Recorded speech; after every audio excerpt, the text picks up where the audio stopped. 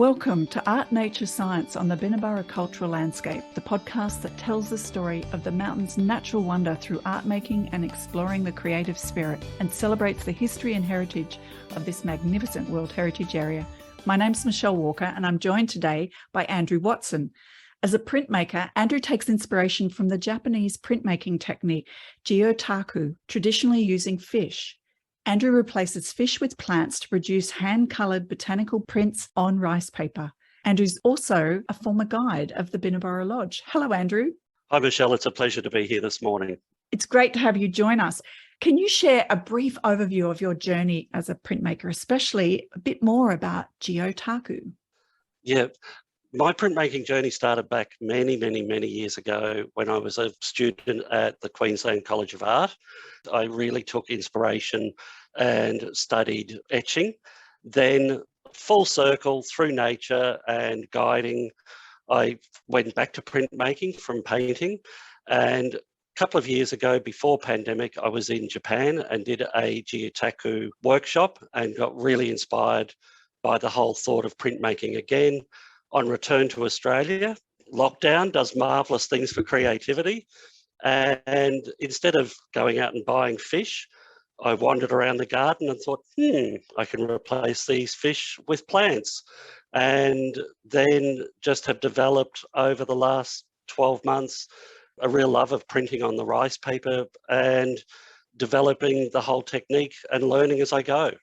Beautiful. So I expect Binnaburra would be a cornucopia of botanical inspiration for you. Tell us about how you found Binnaburra as an environment. Yeah, so with the workshop through the Art, Science, Nature program at Binnaburra, we went for a short walk in the forest and we were looking at the chaos and the order of the forest and how light bounces around, and you can take a big picture of it to transfer into print, or you can really concentrate on the really fine detail of, the mosses and the lichens and the small plants. And just the whole forest has got so many different leaf shapes and colour forms and everything. So it was really an exciting journey to be just walking through and seeing the beautiful forests, to be able to take inspiration from that and then move into the printing when we got into the workshop. And part of your technique is hand colouring your prints, is that right? Yeah, so what I do is you look at a leaf, a branch. It could be just a single leaf, it could be multiple. And the interesting thing is every plant that you look at has two sides. And you look at it and you think, which side is the right side to print? And then, so you ink it up. So the process is you roll your ink out or you dab the ink onto the plant, just depending on each individual shape. Take an imprint of it onto the rice paper. And then once that part is dried and is ready, I then very gently hand colour using either watercolour, gouache or acrylic, each leaf. And this is the beauty of it, because one of the plants that's a Gondwana plant from the rainforest in Lamington and Binnaburra is the coachwood, and it's got a beautiful serrated edge on it. And luckily in the garden there was a Calicoma or coachwood growing, and I did as an example a print of this, and then I've taken it home and I've developed this whole thing where I've actually thought, look at the shape of this. It reminded me so much of autumn leaves in Japan that I actually used that artistic license where I've hand-coloured it in the oranges and the reds. So a little bit of artistic license for something that we don't get in Australia. So it's really clear for me listening to you talk about how your art sort of really steps off the inspiration that you get from the botany that surrounds you at Binnaburra. How did the participants in your workshop respond? What were they finding interesting and inspiring? Oh, the interesting story. I had 9 participants, which some of them totally new to this. And if I can share one little story, there was one of the participants that shared with me later. She said, she used to draw and use pastels and things like that. And because of life getting busy with having children, she said, I haven't picked up any brushes or done anything. And the whole workshop had given her inspiration to start again. And it was also Fantastic. interesting. Yeah, it was also really, really interesting to see the responses of how the participants went about things. Some of them didn't use the blacking, they used colour. So it was a nice take on what I do to individualise it for themselves, but it was really exciting to give them the confidence to be able to just go, yep, I can do this. So you said in your intro, when I introduced you, you told me that you'd also been a guide at Binnaburra Lodge. How's that informed your art practice, and did it help teach you a lot of plant names, or what's the combination there that you think you're bringing? The guiding goes back for many, many, many years. I actually took my first guided walk as a 14-year-old, and it was a bird walk in Lamington National Park. And because birds fly away and they're hard to identify, at the tender age of 16... But they talk to you and they tell you who they are. I'd much rather do birds than plants. But plants are there. Tomorrow you can go back and hopefully the plant's there still. Oh, yes, except when the canopy is like 60 metres up. I don't know. I'm not convinced, Andrew. I developed a love of plants and just how everything works together. And the inspiration came even when I was doing my postgrad and my etchings. I did a whole series on the rainforests. And it's always been an inspiration because the colour and the shape, and, you know, you're looking at positives and negatives. Like you look at through a tree and you look at the negative as well as the positive space. And I know that probably sounds a bit technical, but I'm sure people understand what I mean. Absolutely. It's funny because the one and only lithograph I ever did at QCA was on the rainforest. And in that sort of William Robinson, that beautiful artist from Southeast Queensland that used to wrap the forest around almost like you're looking through a fisheye lens. So, you know, that was my take. And I think it's a magical subject matter for printmaking and for any art form, I think.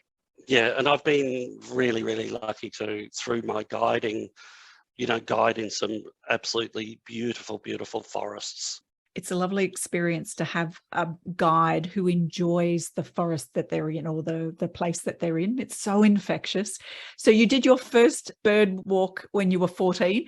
Can I rudely ask what era that was? Was that in the 70s, 80s, 90s? That was in the 70s. You and I are the same era. I'm sure we've crossed paths. Okay, so let me ask you a couple of fun rapid fire questions. Don't think, just tell me the first thing that comes to mind. If you had to sum up Binnaburra in one photo, what would it be? In one photo, it would be sunrise over the valley. Beautiful. What does Art.Nature.Science mean to you? A fantastic opportunity to meet some incredible people. Yay. Creativity is? Creativity is everything around us. Wonderful. And what's inspiring you right now, Andrew? What's inspiring me right now is I'm working on a series from the Heathlands, funny enough, and taking inspiration from Dave's Creek. The Montane Heath. Yeah. Such a special bit of that national park, isn't it? And there's not much of that Montane Heath around. My favourite walk in the park because of you go through 6 different forest communities. And the great thing about Montane Heath is you can see the top of the plants and you can identify them. It's not this canopy kind of conundrum that I have when I go into the rainforest and I'm looking at, a 2 metre high bit of bark. I love that walk as well. It's one of my favourites. So is there anything else that you'd like to add, Andrew, before we wrap up? Just going back to my very first bird walk, I do remember another bird walk, which I'd love to share this story with you. Please do. And the listeners.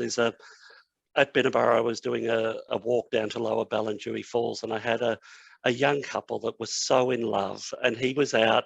He'd never bushwalked, but she was a bushwalker and a bird watcher, and to impress her, he'd gone on this walk, and we were walking along and down through those beautiful piccabean palms, and I heard a wampu pigeon call, and I said, "Shh, what's that? I just heard a wampu." And very, very quietly, he whispered in my ear, "Andrew, what's a wom, and what does it sound like when it poos?" Oh, And I think that was beautiful. a beautiful story. Oh, and there's such a special bird to hear. So that would have been very exciting for you as a birding guide. Yes. But what a great response, one you'd never expect. And Love, they love went on that. to get married, so I had a part Yeah. in their little their love. In their courtship over Wampu. Yes. How Yep. can people find you, Andrew? What's the way they can connect with you and your art practice and see more of your printmaking? Through my Instagram account, which Mm-hmm. is nice and simple, Andrew Watson_art. Beautiful. Thank you so much for chatting to me today. I love that you and I share some crazy opposites in the way that we see Lamington and Binnaburra's rainforest and bird life. And it's great to hear your stories of your guiding career, because that's something that I also loved a lot. Doing morning bird walks was such a joy up at Binnaburra. Yeah, no, it's been a pleasure. I've really, really enjoyed our chat. Thank you, Andrew. And my second guest today, to help continue exploring this idea of the impressions and light of nature, is artist Helle Cook. She's very interested about the sensory perception of light in nature, and she often immerses herself in natural environments like Binnaburra, where she creates ephemeral textile installations. The exploration and experience inspire her paintings back in the studio. Helle, who holds a Bachelor of Fine Art with honours, has had exhibitions and artist residencies in Australia, Italy, and Denmark. Welcome, Helle. Thank you, Michelle. I'm so grateful that you had time to join us today. I'd love to hear a bit about your creative journey, because you've done some very interesting things, and I'm sure the listeners would also like to hear more about that. Sure. Back in late 2007, we moved to Australia with our 3 sons. And I thought this is a wonderful opportunity to go back and study fine art. Lately, spending a lot of time at Binnaburra among the forest and facilitating the Light of Nature painting workshop. So what I was really interested in is the light and how the sensory experience of light alters how one feels. And I notice that a lot because I've been every year, at least once a year, traveling between Northern Europe and Australia. And every time I just thought, the light in places, it's so different, not only how it looks, but more so how it makes you feel and how the affect of it alters your state and even my painting. And I thought that was also an interesting metaphor for language, culture, society, politics, everything basically. So it became a lot about light.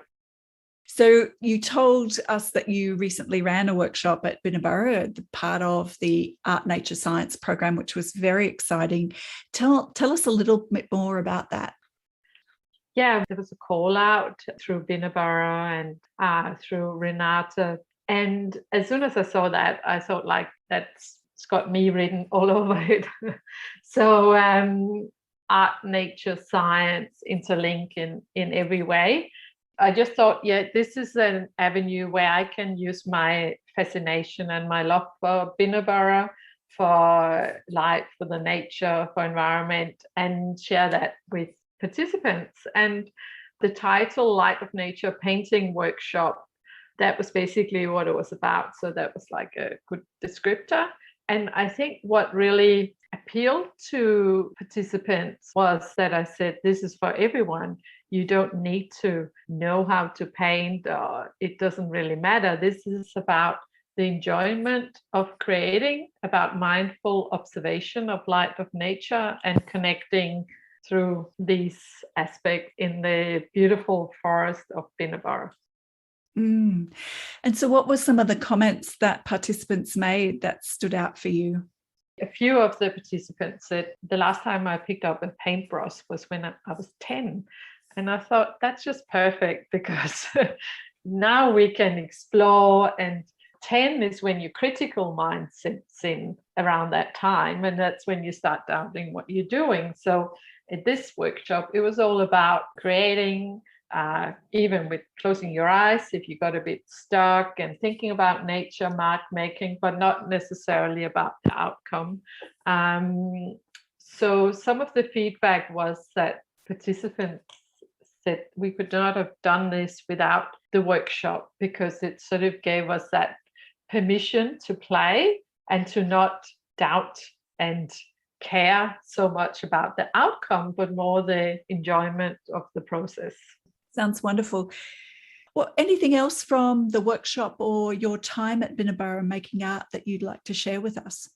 Yeah, I mean, every time I come to Binnaburra, it's like if you felt a bit overwhelmed, a bit stressed by urban life and working life or whatever it might be, you come to Binnaburra and time seems to matter differently. It's more fluid. I feel a great sense of somewhat relaxation, but more curiosity and, eagerness to go into the forest. And I think that was what the workshop was very much about connecting with nature in a group and to place as well, and celebrating everything that Binnaburra is about. Because I feel Art.Nature.Science, but it's also about the community and connection to place. And another thing I was sort of reflecting on was how scientists now actually finally believe in trees communicating with one another. And I feel this, I feel like they communicate with us, or I communicate with them. And so I think that's an interesting aspect as well. So we had little topics like that we contemplated and reflected on in the workshop. So it was a dialogue as well. So what's next for you? Denmark, finally, after 3 years, I get to go home and to my other home and see my parents, my siblings, and part of that will be some travel around Europe, some hiking to Mont Blanc, and also an artist residency it's called Gård. And it's in Denmark. It's my third time I'll be artist in residence. So I'll be away for nearly 3 months on this journey. And you'll be enjoying the summer in the Northern Hemisphere while we're getting in front of the fire at Binnaburra. I know. Yes, certainly coming into those very light nights. I guess that's when the light really also plays in. I get to experience it on the other side of the world, and coming midsummer, it doesn't get dark till just before midnight, and it hardly gets real dark. So yeah, I'm moving towards the light. Not like the darkness you get on a really, really moonless night in the middle of the rainforest. That's incredibly dark, isn't it? Like you cannot see the hand in front of your face. Oh yeah, and yes, it's so amazing if it's if you get to see the sky. And the stars are they just stand out. I mean, I'm excited about going, but I actually, during the pandemic, I've really enjoyed Queensland winters, because before that, every winter I would take off and go overseas. So, and Binnaburra, it's so nice to go there and be able to put your jacket on and sit at the fire. Fantastic. Well, thank you for joining me today, Helle. And for everyone listening, I will make sure that there are links to her contact details that you can follow along, watch her photos as she posts them on Instagram, and of course, connect with her on her website. I wish you all the best. Have a fantastic time in Europe. I'm a little bit jealous. I haven't done any travel for a few years either, so the feet are a bit itchy. And we look forward to seeing you back when you're home to hear all your stories from your travels. Thank you so much, Michelle, for the opportunity and for chatting. It's been a real delight. Thank you. It has. Thanks, everyone, for joining us. The producers and artists on this podcast acknowledge the traditional owners of the Binnaburra area and Lamington National Park, the Yugambeh language group. We also thank Catherine Slingsby for the podcast theme music, an excerpt from her piece, Sweet Dream.